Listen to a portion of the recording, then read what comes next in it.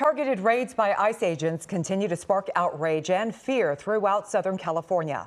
Families are staying indoors, businesses closing their doors early, and the pressure to protect immigrants is mounting. Several city leaders are taking action against the raids, and that includes a lawsuit they jointly filed to block the tactics used by federal agents. One of those leaders is the mayor of Pasadena, Victor Gordo. Thank you so much for being with us this morning. We appreciate it.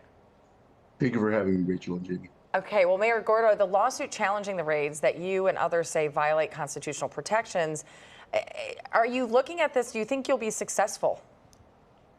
We absolutely, ultimately, it's up to a judge to make that determination in the court of law. But we believe we have the grounds to say, these volatile and dangerous situations that are being created in our city are unsafe. They're unsafe for the agents, if they in fact are agents, for our police officers, for residents, for passersby, and for our business community. And it's unfair that we have to shut down programs for kids, that our businesses are losing revenue. It's just not right. And Mayor, we know that many protests have been staged, and we understand you participated in one of those demonstrations. Some are even loudly protesting late into the night outside these hotels where ICE agents are reportedly staying in. Have you spoken with anyone from Homeland Security? And if not, what would you say to them?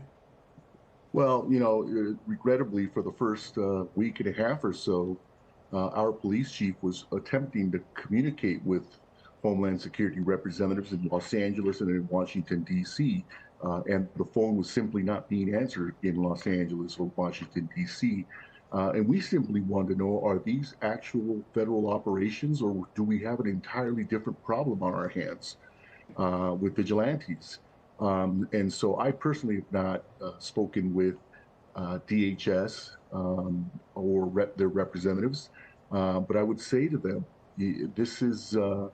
we were told one thing: nobody's going to stand in the way of criminals who have committed serious crimes in our community. No one's going to say,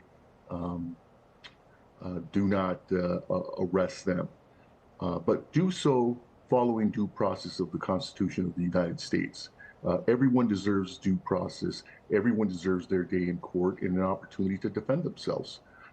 As for pushcart vendors or people sitting at a bus stop, as is what happened in Pasadena, eating donuts, milk, and juice, getting ready or waiting for the bus so they can go to the burn area and help victims of the fire, is simply not right. That's un-American.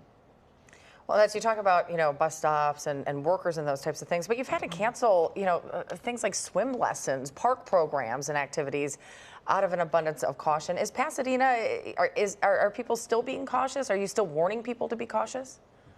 Absolutely. We are warning people to be cautious. Recall that in one of the incidents, an armed man wearing a mask jumped out of an unmarked vehicle, pointed a gun towards an individual who committed the crime of using his Apple or his iPhone camera to take a picture. That weapon was wielded towards that man. Behind that man were a group of protesters, lawfully and respectfully exercising the First Amendment right. Behind those those protesters, is a parking lot with people coming and going from a grocery store and a donut shop.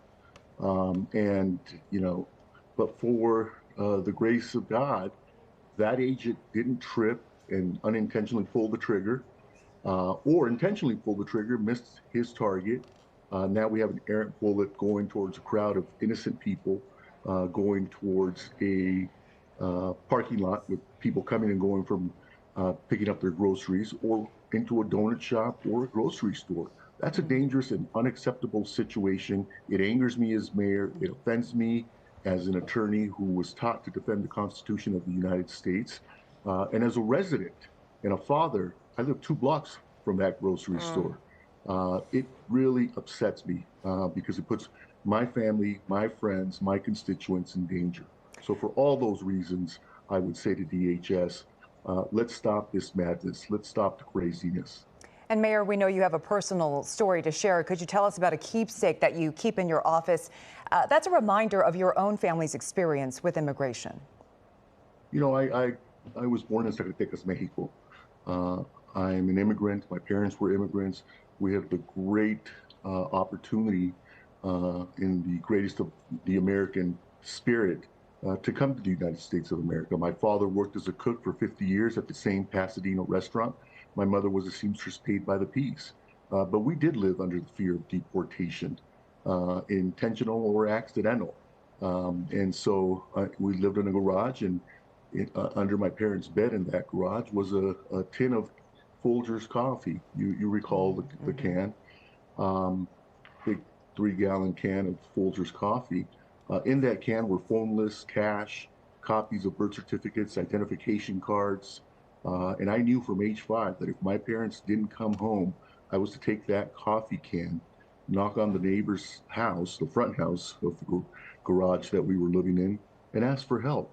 That's no way for a 5-year-old to live. That's what's happening today. Kids are being taught if their parents don't come home, you got to have a contingency plan. You got to be prepared to fend for yourself and ask for help. That's un-American. It's uncivilized. It's immoral. And I would say to you as an attorney, unlawful. Well, I'm sorry for your experience, but I'm grateful as a leader you can help some of these families understand and process what's happening. Mayor Gordo, thanks so much for being with us. We appreciate it. Thank you.